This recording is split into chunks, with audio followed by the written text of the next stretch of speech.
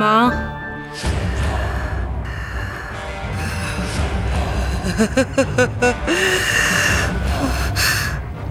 বজ্রমালা, আমার আমার বজ্রমালা তুই। তোর শরীরে বইছে মানুষ আর রাক্ষসের রক্ত। তুই রাজা রণজয়ের বংশধর, রাজা বিজয়ের মেয়ে। তুই অপরাজেয়, তুই দুর্দমনীয়। তোর তাণ্ডবে ধ্বংস হবে মানব সমাজ।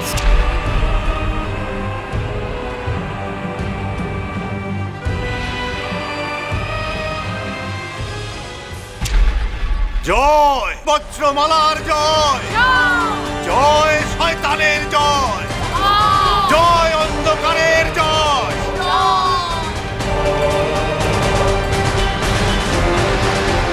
বজ্রমালা, শুনে রাখ, তোর এখন একটাই জ্ঞান, একটাই ধ্যান। কিরণমালা, কিরণমালাকে খুঁজে বার করা, তাকে শেষ করে দেওয়া।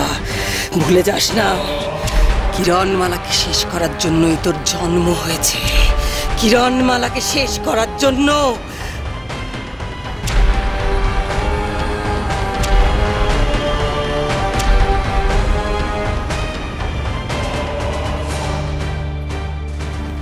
এই হলো আমার অমৃত নগরী। তোমার দেশের নাম কি? তোমার দেশ কোথায়? দেশ জানি না। আর তোমার নাম? নাম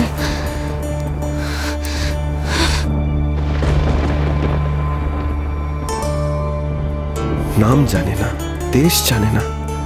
অদ্ভুত এই কন্যা। কোন দেশ থেকে ভাসতে ভাসতে এলো এই অমৃত নগরীতে? নিজের নাম বলতে পারছে না। আমি তাহলে ডাকবো কি বলে? কি নামে ডাকবো আমি তোমায়? চলো ভাই চলো, তাড়াতাড়ি চলো। ওই দেখুন, ওই দেখুন জেলে কি সুন্দর মাছ ধরতে যাচ্ছে। জেলে? এই যে বললে ওরা জেলে? কি জানি, দেখে মনে হলো তাই বলে ফেললাম।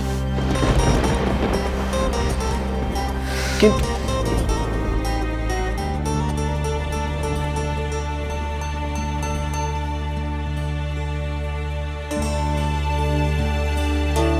এক কাজ করি, আত্মিমার কাছে নিয়ে যাই। আত্মিমা যদি কথা বলে কিছু জানতে পারে। আমি তো কিছুই বুঝতে পারছি না।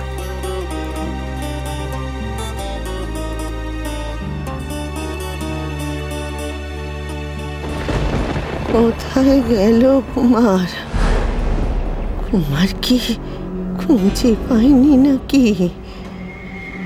কি হবে কে জানে। না না, আমি আর ভাবতে পারছি না। আদ্দিমা, আদ্দিমা, আমি ওকে ফিরিয়ে এনেছি। ওই দেখো।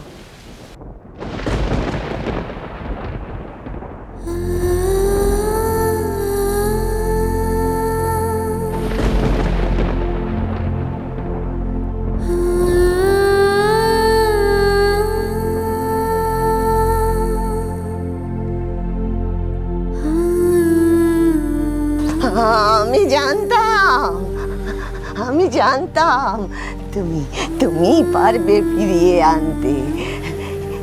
মেয়ে দেখি চোখ মেলে তাকিয়েছে। কুমার, সমুদ্রে হাওয়া খাইয়ে আনলে বুঝি? সুস্থ বলে মনে হচ্ছে মেয়ে। তাই তো আমি তোমার কাছে নিয়ে এলাম। তোমার কাছে থাকলে আরো তাড়াতাড়ি ভালো হয়ে উঠবে।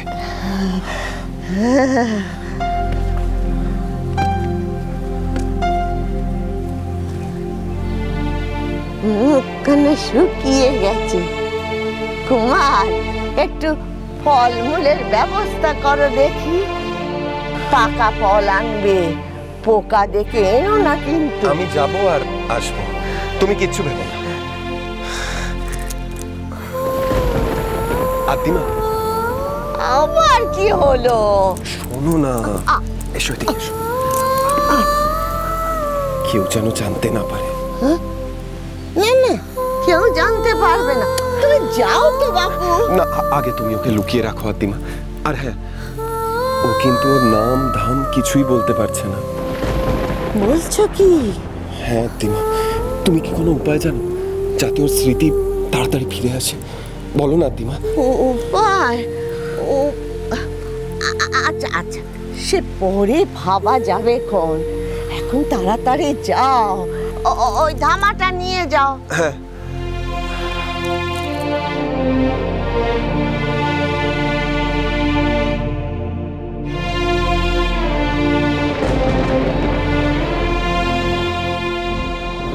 এক আধার কাটলো, আরেক আধার নেমে এলো জীবনে।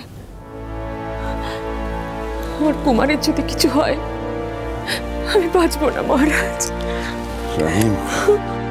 মহারাজ, মাফ করবেন মহারাজ, আমি হয়তো অসময়ে এসে উপস্থিত হলাম, কিন্তু খবরটা না দিলেই নয়। আমি তোমার কোনো কথাই শুনবো না। কিন্তু মহারাজ, কথাটা খুব জরুরি। এটা তো রাজসভা নয় ভরত, কেন তুমি এই সম্বোধন করো? তোমার এই মহারাজ আর মহারানীর সম্বোধন আমাদের বড় কষ্ট দেয় ভরত। ভুলে যেও না, তুমি আমার আপন ভ্রাতা। আমি একজন সাধারণ রাজকর্মচারী, আর আপনি এই অমৃত নগরের রাজাধিরাজ, আমার দণ্ডমুণ্ডের কর্তা। কিন্তু ভ্রাতা, আমি তো স্ব ইচ্ছায় রাজমুকুট মাথায় পড়িনি। বংশের নিয়ম, পিতার আদেশ। কিন্তু এর জন্য তো আমাদের সম্পর্কটা বদলে যায় না। সম্পর্ক একটাই, আপনি রাজা আর আমি। আচ্ছা বেশ বেশ, ছোটবেলা থেকে তুমি বড্ড একগুঁয়ে, একরোখা। বলো কি বলবে?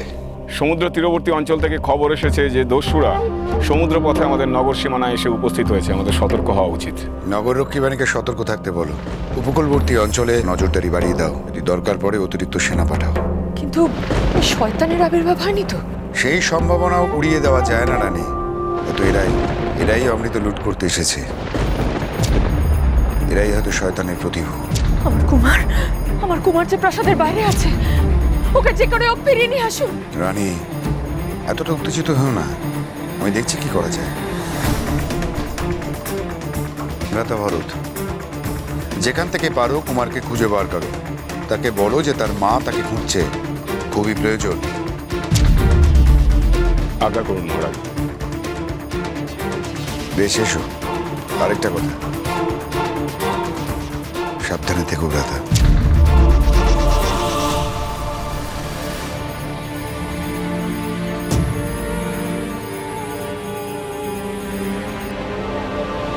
মহারাজ, আপনিও সাবধানে থাকবেন। মহারানী, আপনিও। রাজপ্রাসাদে আছেন বলে ভাববেন না যে আপনারা খুব নিরাপদে আছেন।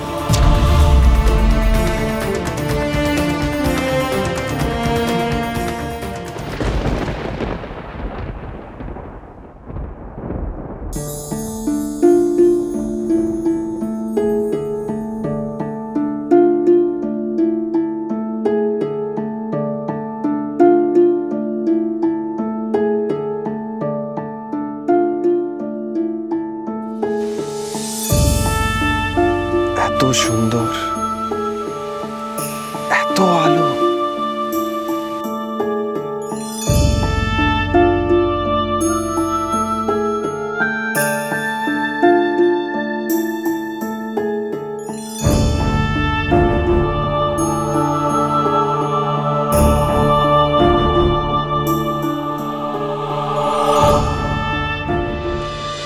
Yeah.